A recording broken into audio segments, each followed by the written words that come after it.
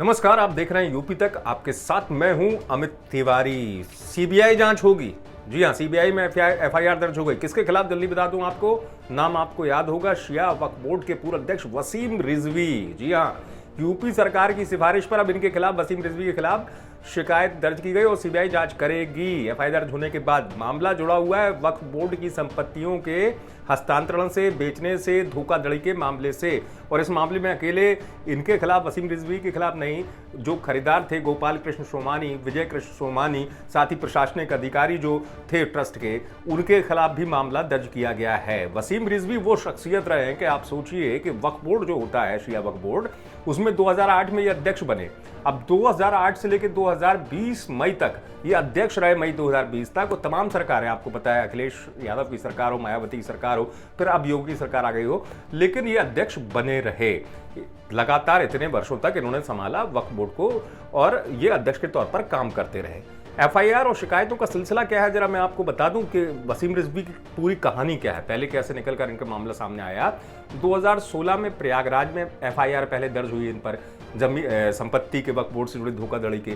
दूसरी एफआईआर 2017 में दर्ज होती है कानपुर की संपत्ति को लेकर, और ये दर्ज होती है लखनऊ के हजरतगंज थाने में। इसके अलावा बहुत सी जगह ऐसे जहां अब निर्माण की बात आई कि इन्होंने निर्माण करा दिया दुकानों का, कमर्शियल स्पेस बना दिया।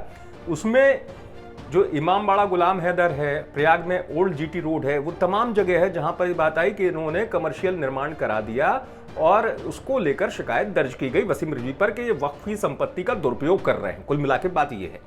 अब होता यह है कि उस समय कल्बे अब्बास जो धर्मगुरु है, उन्होंने भी आवाज उठाई।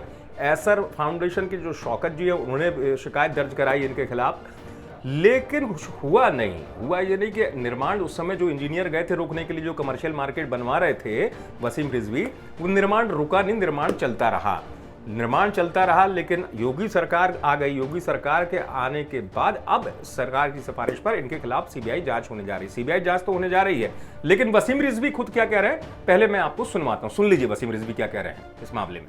सीबीआई जांच मुल्ला कल्बे जवाद के कहने पर हुई है। मुल्ला कल्बे जवाद के अलावा कोई दूसरा नहीं है जो हमारे खिलाफ एलिगेशन लगाता हो, क्योंकि हमने उनके खिलाफ कार्रवाई की है।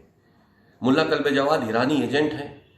ईरान से पैसा लेकर कश्मीरी आतंकवादियों की मदद करते हैं, इसके सबूत भी है मेरे पास। लेकिन आज वो हुकूमत को मेरे खिलाफ गुमराह करने में कामयाब हो गए हैं, इसका अफसोस है। वसीम रिजवी को सुना आपने, लेकिन अब मैं आपको ये बताऊंगा कि वक्फ बोर्ड होता क्या है। दरअसल ये कानूनी निकाय होता है। 1954 के वक्फ कानून के तहत वक्फ बोर्ड बनाया गया था। वक्फ बोर्ड का मकसद होता है जो इस्लामिक संस्थान होते हैं, इमारतें होती हैं, जो जुड़ी हुई चीज़ें होती पुरानी, उनकी देख रेख करना। इसमें आप किताबें देख लीजिए पुरानी, चाहे दस्तावेज हो, और चल अचल संपत्ति जितनी होती है उसकी देख रेख का काम होता है, वक्फ बोर्ड काम करता है।